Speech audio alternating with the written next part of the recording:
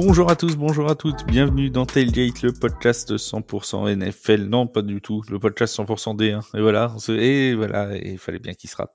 Le podcast 100% D1 des équipes de The Playoffs, c'est pas la NFL, c'est donc bien la D1 qui revient dans cette nouvelle semaine. On n'a pas fait de podcast la semaine dernière parce que voilà, pour des raisons personnelles, dirons-nous. Mais je suis de retour avec Julien pour parler du coup de la Week 4 et d'un match de Week 5 qui s'est déjà déroulé. Et puis on vous parlera un petit peu de la Week 5 à venir ce week-end. Pour être avec moi, donc comme toutes les semaines, mon cher Julien. Salut Julien, comment tu vas?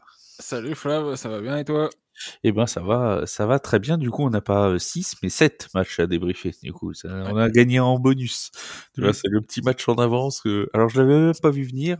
C'est Guillaume qui m'a gentiment signifié qu'il y avait un match en avance. Je l'avais même pas vu dans le programme. Tu vois, comme quoi. On salue Guillaume Non mais oui, il était avancé.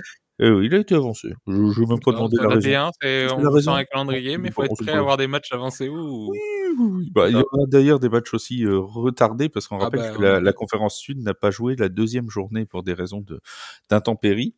Donc il y a des matchs qui sont recasés dans le mois d'avril. Gros Pour mois là, d'avril, ouais. voilà, il va y avoir des semaines qui se succèdent et d'ailleurs là aussi puisqu'on a la 5e semaine pendant ce week-end du 8 mars et la 6e qui sera le week-end suivant du 15 mars. Donc ça s'enchaîne. On est du côté de la D1.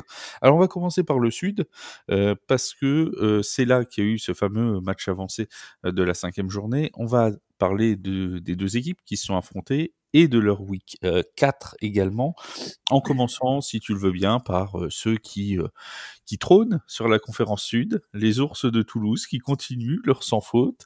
En week 4, ça a été une victoire étincelante face aux Grizzlies catalans 48-27 avec 48 points marqués par les Ours de Toulouse. Ça a été un petit peu plus difficile lors de ce match avancé de week 5 avec une victoire 24-13 face aux Dauphins de Nice. Mais ça reste quand même un début de saison parfait pour les Ours. Incroyable début de saison des Ours de Toulouse. Franchement, je prends un grand plaisir à suivre cette équipe jouer. Bryden Howell, leur quarterback américain, je pense que c'est une des bonnes surprises de cette saison en D1. Et le gars lance très bien le ballon. Et il sait courir aussi, hein. Et il sait courir, ouais, Il a de la jambe, hein. Quand il nous fait des enfin, runs de 10-15 yards, là, des fois. ouais, on pourrait déjà imaginer une finale Ours de Toulouse contre Molos d'Anières, et puis là on a un duel incroyable de QB duel fret. Mais vraiment pour rester sur le Ours Grizzly déjà de la week 4, ouais, les Ours ils ont déroulé, c'était incroyable. Après les Grizzlies, c'est peut-être un peu bête à dire, mais est-ce que c'est pas la meilleure équipe qui n'a pas encore gagné de match? Enfin, par rapport à leur bilan, quoi. En fait, ils ont pas encore de victoire, mais c'est un peu dommage parce que quand on la voit jouer cette équipe, les Grizzlies, ils ont quand même de quoi se défendre. Il y a des trucs qui fonctionnent en match, mais c'est vrai que au final, là, quand tu joues contre des défenses des Ours où il y a des interceptions à chaque match, enfin, faut être prêt, quoi. Mais les Grizzlies, c'est dommage qu'ils aient pas encore une victoire, mais je pense que ça va pas tarder. Oui, logiquement, ça faisait partie en plus des équipes qui étaient données quand même parmi les favoris de cette conférence Sud. Ça devrait se mettre en place effectivement. Pour l'instant, les Grizzlies, c'est un bilan de 2 défaites et un match Ouais, nul. 2 défaites, 1 match nul, ouais. Voilà, Donc et là, la aucune, victoire, va falloir aller la prendre la prochaine parce que c'est une équipe qui démérite pas trop. Enfin, il y a de quoi gagner, hein. C'est pas encore la catastrophe, hein. non, oui, et puis il y a des belles armes, on en parle souvent, hein, à Callum Davidson, leur running back notamment.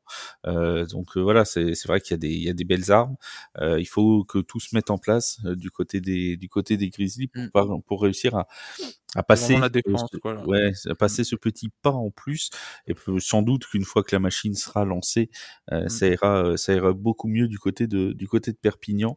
Les Ours, donc on le disait, hein, c'est 4 victoires, aucune défaite, un début de saison parfaite. Est-ce que pour toi ils font partie maintenant des sérieux prétendants, alors pour les playoffs, mais même pourquoi pas pour la première place de la conférence Sud? Bah, ouais, là, si ça continue comme Ils ont ça, quand je les même vois battu les Blue Stars et les ouais. Grizzlies.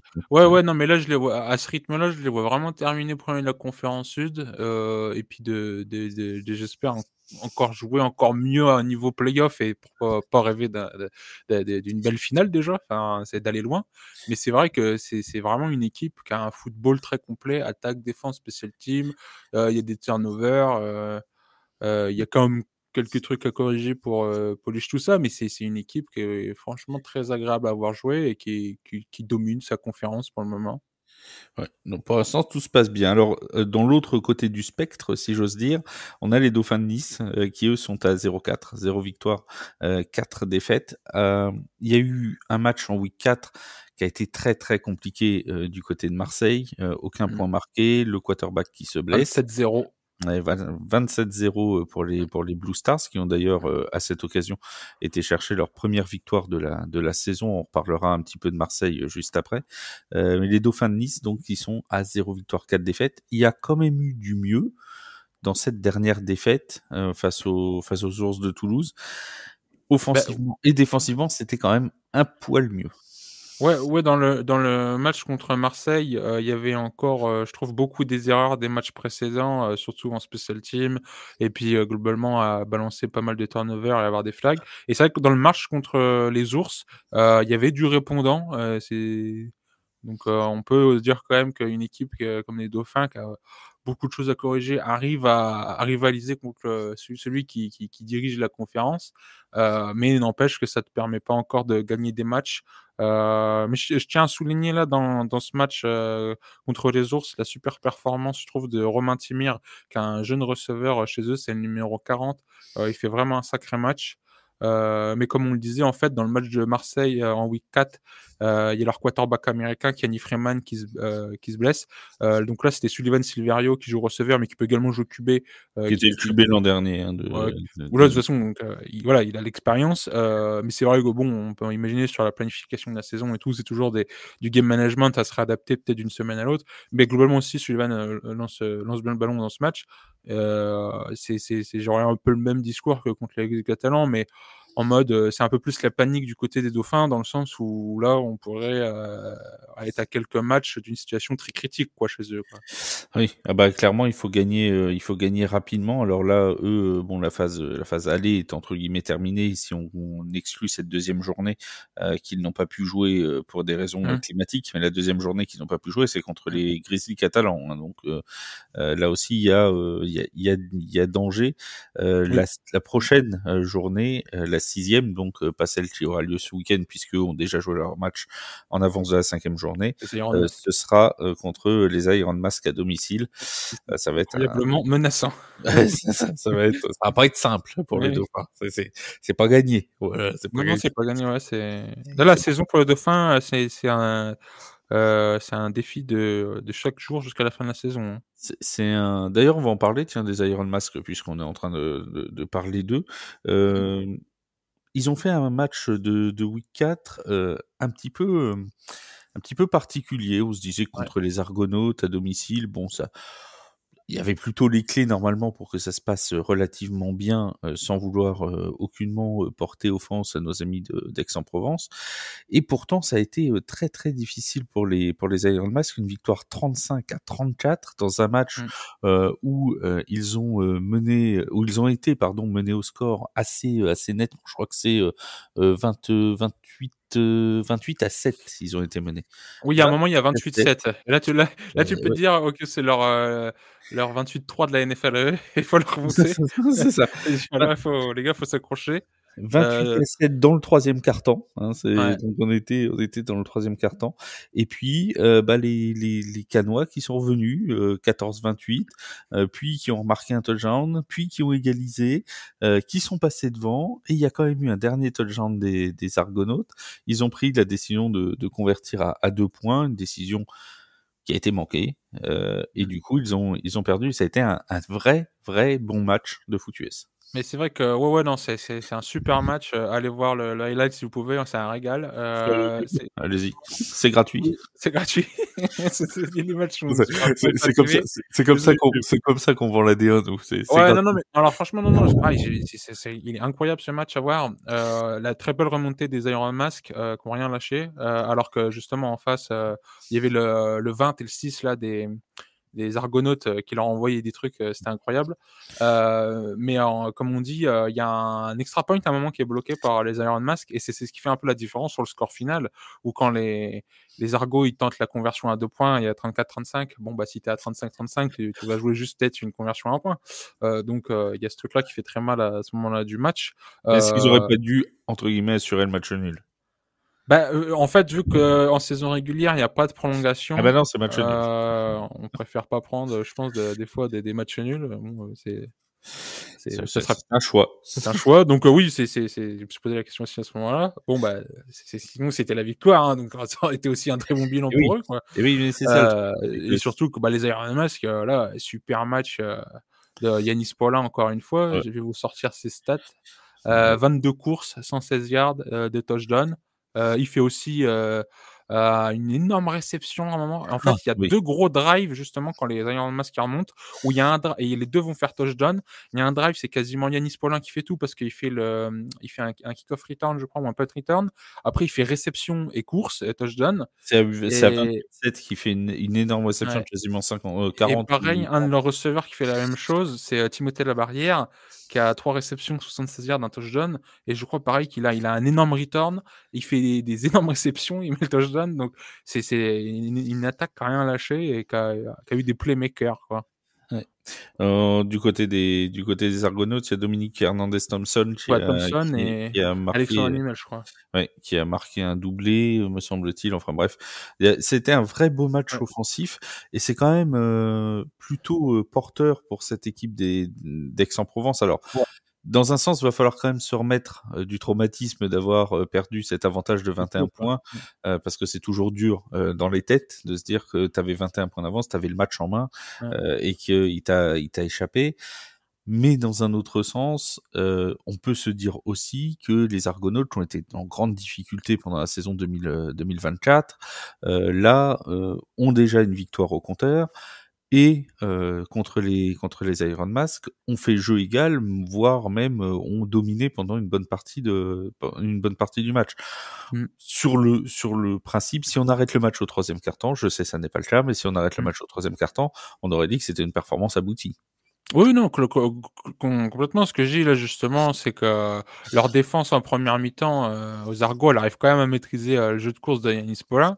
Yanis Paulin, au lieu de faire des courses de plus de 10 yards, bon, il faisait quand même des trucs de plus de 5, Il en 6, 8 faisait yards. 8. Voilà, non, mais c'est ça, mais c'est Pour quand ça, il y même a bien de Dispaula, quand tu le en fait, limites à 7, c'est bien, quoi. il y avait des stops où sur 3e tentative où justement on les empêchait les Iron Mask de convertir, donc c'est toujours une petite victoire, tu as ça et c'est vrai que bon, bah, là, c'est les Iron Mask, qui arrivent, comme je dis là, dans ce match, il y a des playmakers, il y a des mecs qui se démènent pour, le on dit: «On fait un drive sur ce gars-là et on va mettre un touchdown» et ça passe, quoi. Donc Ouais. mais c'est un travail d'équipe parce que, par exemple, sur les actions de Timothée Labarrière, ses coéquipiers font des super blocs et tout donc mais c'est qu'on, il y a un moment, on se dit: «Bah, là, ouais, la défense des Argos s'est fait avoir, juste sur, un gars qui a fait tout le drive en attaque, quoi, presque». Yanis qui sortait en plus de maladie, hein, la semaine d'avant, il avait été malade, hein, pour info, voilà, donc bon, ça, c'était Yanis Paulin malade, hein. Mmh. Vous avez vu dimanche, il y a une semaine et demie maintenant. Mais ouais, pour souligner, ouais, comme je disais, le 6 et le 20 là des Argos, le 6 c'est, Alexandre, Hanimel et le 20, je l'ai, c'est ouais, Dominique Hernandez-Thompson qui eux ont vraiment, 2 touchdowns chacun dans le match, Mmh. ils Ouais. sont très, très forts. Jason Gaines, leur quarterback, Il a qu'on fait un voit bon match, hein, Jason James il aussi. fait ouais, une course de 80 yards, Ouais. je crois, Ouais. sur le touchdown qui va permettre de quasiment revenir, au score dans les dernières secondes donc Mmh, mmh. bon Ouais, match. ouais. Non, non, les Argos, à mon avis, ont encore de quoi se défendre, hein. Il y a de quoi faire. On n'a pas parlé de Marseille dans cette conférence sud. Ouais. Enfin, on a esquissé On peut revenir le, à Marseille sur le Marseille dauphin de la voilà, week pour 4 le maintenant, parce qu'il Marseille y a de pareil, fin il y a une sacrée performance. de la week 4. C'était il y avait avant cette week 4 aucune victoire pour Marseille. Là aussi, comme pour les Grizzlies, c'était un peu une surprise. Première victoire donc, et cette fois nette et sans bavure, 27-0 pour les Blue Stars qui semblent avoir pleinement lancé leur saison. Et ça fera plaisir. Je salue mon acolyte Seb de NFL qui a généralement cette petite punchline pour nos amis des Bengals de Cincinnati. Cette fois, les Blue Stars de Marseille, eux, ont lancé leur saison. Ouais, super match des Blue Stars, super performance de Pedro Rosa du côté de Marseille avec 8 Mmh. réceptions, 152 yards, Ah, il un était partout, touchdown Pedro Rosa. et il lance un touchdown à la fin et il fait des blocs de zinzin, il était partout, un des top receveurs de championnat qui est de retour en pleine forme quoi et qui a pas un Avec petit ses peu petits gants roses si vous le ouais. si vous le perdez dans le c'est Et dur de là, le ouais, perdre, hein. et là, ouais, comme je disais, sur ce match de week 4, je trouvais que les Dauphins étaient encore dans un peu leur tort de début de saison, à savoir des erreurs beaucoup en special team. Il y a encore eu un safety, je crois, dans ce Oui, match. oui, oui. Et à la différence où justement, en fait, je trouve, bah, dans ce match, les Dauphins, ont malheureusement montré encore une fois qu'il y a un énorme problème pour sortir de tes propres 20 yards quand ils sont coincés dans leur end zone et que là, la plupart des safeties qui se prennent, c'est ça, c'est tu as le ballon, il est sur les 1, 2, 3 yards et tu pas à avancer pour te dégager d'un potentiel safety. Et il y a un moment, il y a Marseille, eux, ils sont sur leurs 5 yards, même pas, et ils arrivent à en sortir. Donc il y a vraiment, et là, ça c'est un truc que j'ai moins vu justement contre les ours, donc c'est bien, ça s'est amélioré. Mais là, donc ouais, le 27-0 contre les Blue Stars, il a fait mal, quoi. Ah oui, là, c'est sûr que ça fait pas du bien. Ça, Mm. c'est clairement, c'est du côté de Nice, en tout cas, Mm. Et, ça fera pour... pas plaisir. et pourtant, c'est un match où la défense des Dauphins récupère 2 fumbles. Et il y a Calvin Siverio qui fait une super interception sur un jeu qui est pour Adrien Linda. Donc, pareil, c'est pouvoir après capitaliser sur ce que tu as réussi à produire en turnover, quoi. Alors, spoiler alerte, parce qu'on vous donnera tout le programme de la week 5 à la fin de l'émission, mais spoiler alerte quand même, si jamais vous êtes du côté de Cannes ce week-end, notamment dimanche, il y a un petit Iron Mask Blue Stars qui n'est pas Mm. piqué des hannetons. Ah Je ouais, vous ouais, le dis tout de complètement. suite, ça peut être sympathique, c'est dimanche à 13h, donc si vous êtes pas loin de Cannes, n'hésitez pas à aller voir ce match qui promet énormément dans la conférence sud. Mon cher Julien, on va passer au nord. C'était pas les Corons au nord, non, non, c'était le derby du 93 au nord. Mm. C'était le match donc entre il y avait un match entre les Diables Rouges de Villepinte et le Flash de la Courneuve. C'était au stade Géo-André de la Courneuve, le fameux retour de Badis Gramy du côté du Flash, l'affrontement entre Léo Crémades, Badis Gramy, tout ça supervisé par Paul Durand. C'était une véritable story dans cette Week 4 C'était un match NFL. très, très entendu, hein. Et finalement, une victoire du Flash 16-7, une victoire du Flash qui permet donc aux joueurs de la Courneuve de continuer leur début de saison parfait Mm. avec 4 victoires et aucune défaite. Alors ça n'a pas été une victoire étincelante, ils ont même été Mm. mis en difficulté en première mi-temps, ils ont été menés sur un touchdown d'ailleurs de Badis Gramy. À la Mm. mi-temps, ils étaient derrière, ils ont réussi à l'usure à aller chercher cette victoire. Ouais, c'est super match quand même dans l'ensemble aussi à regarder. Les Diables Rouges font une énorme performance pendant la première mi-temps. La D-line, elle éteint en bonne partie le jeu au sol du Flash et ils vont pas réussir à convertir en première tentative. Mais c'est vrai qu'au final, après sur la durée, le jeu au sol du Flash, il revient en deuxième mi-temps, puis il y a cet énorme touchdown de Jason Bofunda. Hmm. Mais Il la a perf clore les espoirs, ouais, ouais, Bofunda, c'est ça, à ce moment-là, alors il cloue vraiment dans le cercueil.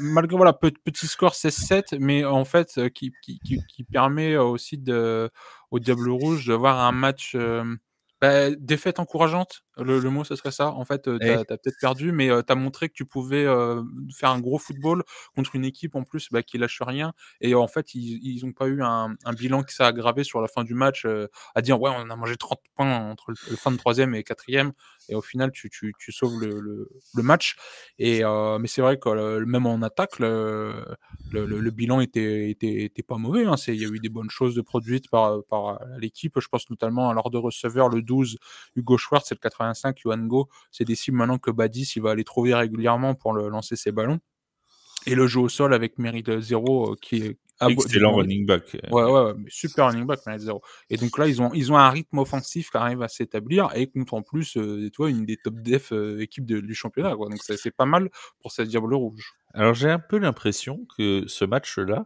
est le résumé, alors je vais pas dire de toute la saison parce que tout peut aller très vite en foot US, mais c'est un peu le résumé parfait du début de saison des deux équipes. C'est-à-dire que Mmh. on a le Flash qui a pris l'habitude de gagner et il y a aucune offense dans ce que je veux dire, mais de gagner entre guillemets petit. C'est-à-dire on l'a vu aussi contre les Black Panthers. C'est parfois serré, pas toujours un football étincelant où on va mettre 50 points, mais ça gagne et c'est bien là l'essentiel puisque le bilan c'est victoire-défaite. Mettre 74-0 pour après perdre les 3 matchs De toute façon, suivants. la Bon, saison est courte, donc faut prendre les victoires. voilà, faut prendre les victoires et là-dessus le Flash ils les prennent et tu as employé le mot de défaite encourageante. C'était déjà un petit peu ce qu'on s'était dit contre les Molosses pour les Diables Rouges, c'est-à-dire que c'est une équipe on sent qui clairement ils ont leur place en D1 élite, enfin en D1 pardon. Oui, complètement. Désolé, j'ai dit le En mauvais. D1. J'ai dit ce qu'il ne fallait pas dire. J'ai prononcé le mot qu'il ne faut pas prononcer. Cette année, on peut encore, ça reste l'année prochaine. Donc ils ont clairement leur place en D1. Mais c'est vrai que on a encore l'impression qu'il manque ce petit quelque chose qui va les faire passer à pouvoir faire un upset contre une grosse équipe comme le Flash, comme les Black Panthers, etc. Contre les Black P, c'est pareil, ils n'ont pas été très très loin non plus. Non, c'était en deuxième journée, c'était pas très loin non plus. Mm. Donc, on sent qu'il y a toujours ce tout petit quelque chose qui manque encore au Diable Rouge. Je pense que dans leur deuxième partie de saison, les Diables Rouges, sur les matchs retour, justement, ils vont pouvoir un peu s'adapter à ce qu'ils ont déjà produit d'intéressant contre les grosses équipes de conférence Nord. Et je suis pas surpris qu'ils arrivent peut-être à en faire tomber à Détroit, un Molos, Flash, Black P. Là déjà, ils vont avoir un match très important en week 5 parce que c'est un match à domicile contre les Léopards et ça va, c'est ça, je dis pas de bêtises. Oui, j'allais y venir, parce que j'ai le calendrier sous les yeux et que ça va être une victoire à prendre là pour rester quand même confiant mentalement. Et puis pour quasiment se donner beaucoup d'air sur et même sur sur la semaine d'après, là ils vont jouer aussi les Cougars mi-mars, donc en week 6. Ouais.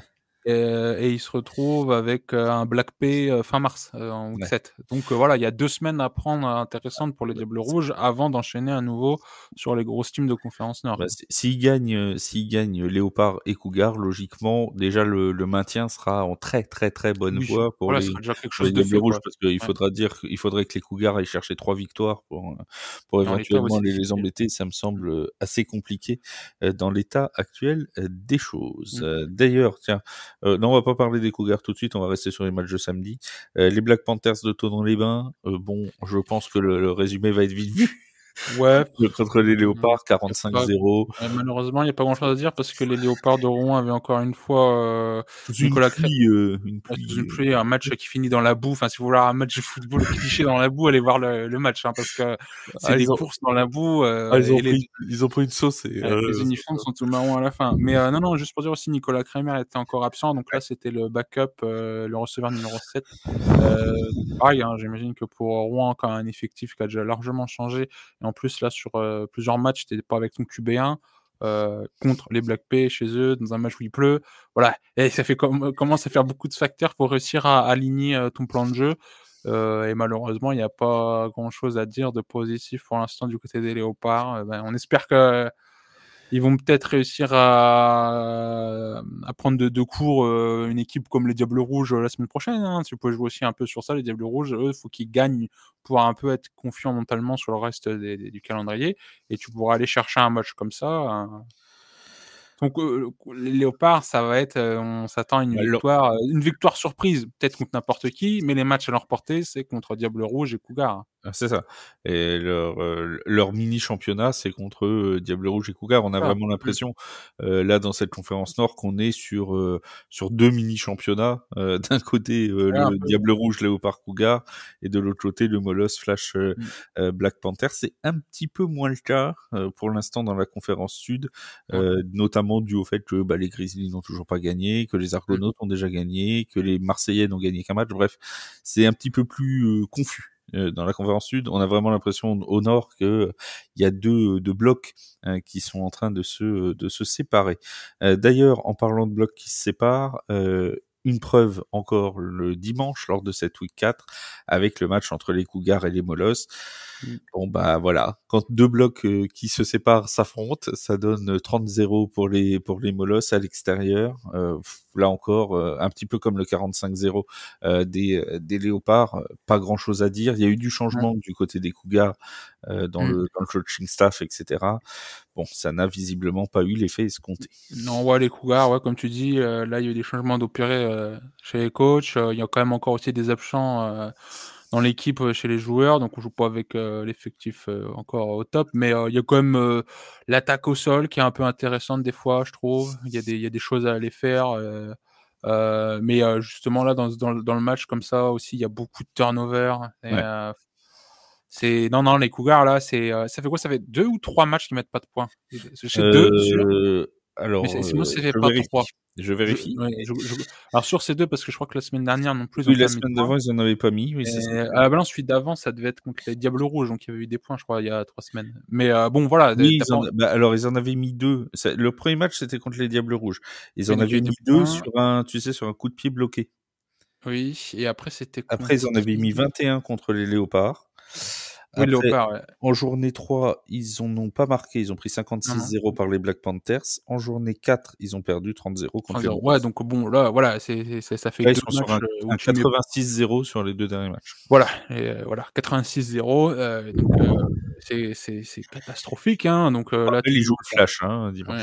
ouais, et là, tu joues le flash, ça va être difficile, quoi, C'est merci, Donc bon, non, puis, bah, comme d'hab, les molos, c'est un gros Brody Hann, Blanchard ouais. Mbunku, qui se fait et il a dû bien s'amuser dans le match parce qu'il était open de chez open à faire des dingueries. Non, c'est Un match tranquille un pour les match en Molos. sens unique, les molos, voilà quoi, c'est pas dom c'est Les dommage pour la conférence Nord actuellement, à bientôt la mi-saison. On espère justement sur les matchs de la week 5, il y aura peut-être des trucs qui vont un peu rebondir dans la moitié de tableau de la conférence Nord et on verra quoi. On refera un peu le justement point sur la conférence Nord la semaine prochaine. ouais, et puis bah, justement la semaine prochaine, on va peut-être faire un espèce de petit bilan de mi-saison aussi, pour voir, puisqu'on Mmh. sera à la mi-saison, du côté de Voilà, qu'on côté de aura la les conférence nord. objectifs un peu play-off, ou Voilà. relégation pour des Et équipes quoi. et justement, on a eu, enfin, j'ai lu, sur certaines pages, et notamment celle de la D1, sur Instagram, des gens qui regrettaient qu'en fait, possiblement, il y ait les plus fortes équipes, du côté de la conférence Nord. On pense notamment au Flash, aux Black Panthers. Les derniers champions, sont là, mais aussi peut-être les équipes les plus faibles, donc qui Mmh. s'affrontent, les uns contre les autres. Est-ce que toi, c'est un avis que tu partages? Bah, j'ai envie de dire, c'est un peu comme, enfin, si je compare Je un vais faire peu un parallèle ELF. tous les parallèles que je peux faire justement avec le LF ou l'UFL, donc on est sur des ligues, qui ont 8, 12, 16 équipes max, hein, rien à voir avec 32 franchises NFL et encore plus justement en D1 quand tu vas avoir la relégation qui est pris en compte. Voilà, dans beaucoup d'autres championnats, on est dans des championnats fermés, donc on sait qu'on peut perdre, on sera encore là l'année prochaine. Là, être relégué, ça a un autre sens, hein, en Mmh. France.